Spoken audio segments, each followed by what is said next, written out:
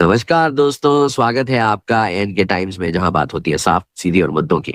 अब देखिए, एक और ऐसा मिसाइल लॉन्च जिसने सिर्फ एशिया ही नहीं पूरी दुनिया में हड़कंप मचा दिया है। उत्तर कोरिया ने हाल ही में एक हाइपरसोनिक मिसाइल टेस्ट किया है और वो सीधा जापान के पास समुद्र में जाकर गिरा।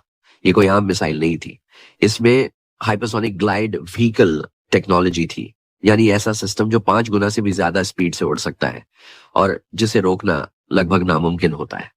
ये सिर्फ एक टेस्ट नहीं था, ये था एक सीधा संदेश, हम तैयार हैं।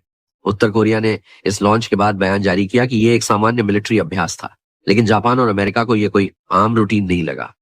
जापान में पब्लिक वार्निंग सिस्टम एक्टिवेट करना पड़ा। लोगों को अलर्ट भेजे गए कि वे सुरक्षित स्थानों पर चले जाएं, क्योंकि मिसाइल उनके क्षेत्र में गिर सकती है। अब सवाल ये उठता है, किम जोंग उन ये सब क्यों कर रहे हैं? हाइपरसोनिक मिसाइल वो होती है जो आवाज की गति से कम 5 गुना तेज चलती है। सबसे खतरनाक बात यह है कि ऐसी मिसाइलें पारंपरिक बैलिस्टिक पाथ फॉलो नहीं करती। ये अपनी दिशा को उड़ान के बीच में बदल सकती हैं, जिससे इन्हें ट्रैक करना और रोकना बहुत मुश्किल हो जाता है। इसलिए इन्हें मिसाइल डिफेंस सिस्टम ब्रेकर कहा जाता है।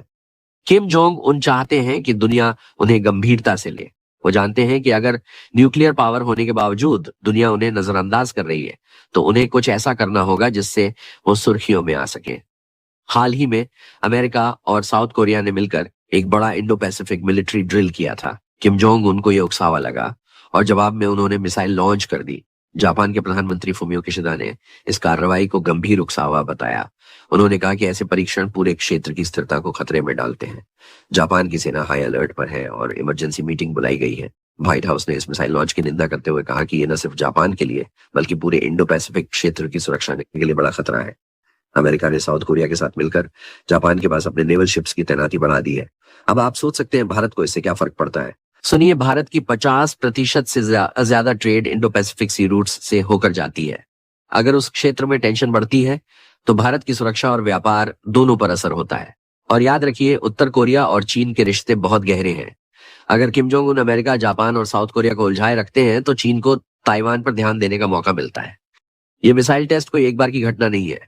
पिछले साल उत्तर कोरिया ने 30 से ज्यादा मिसाइलें टेस्ट की थी। कई बार मिसाइलें जापान के ऊपर से गुजर चुकी हैं और अब हाइपरसोनिक टेक्नोलॉजी टेस्ट हो रही है जो डिफेंस शील्ड से बच सकती है। अगर अगली बार कोई मिसाइल गलती से जापान या साउथ कोरिया की जमीन पर गिर गई तो युद्ध की शुरुआत हो सकती है, भले ही वो जानबूझकर न हो।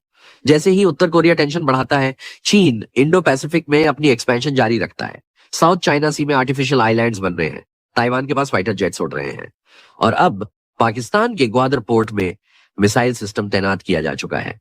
यानी चीन चाहता है कि अमेरिका और उसके सहयोगी देश उत्तर कोरिया में उलझे रहें और वो खुद बिना रोक टोक के अपनी स्ट्रैटेजी आगे बढ़ा सके। भारत को इस घटनाक्रम को बहुत गंभीरता से लेना चाहिए। डिप्लोमेटिक लेवल पर जापान, अमेरिका और साउथ कोरिया के साथ सामरिक बातचीत बढ़ानी चाहिए और मिलिट्री लेवल पर इंडियन नेवी और मिसाइल डिफेंस सिस्टम्स को ईस्टर्न सीबोर्ड पर अलर्ट रखना होगा। ये वक्त रिएक्शन का नहीं, प्री-एक्शन का है। किम जोंग उनका ये मिसाइल टेस्ट सिर्फ एक शो नहीं था, ये था एक चेतावनी।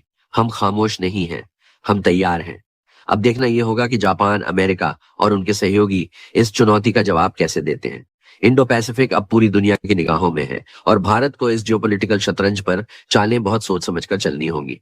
तो दोस्तों, क्या आपको लगता है कि उत्तर कोरिया सचमुच युद्ध की ओर बढ़ रहा है या ये सिर्फ दबाव बनाने की एक चाल है? कमेंट में जरूर बताइए।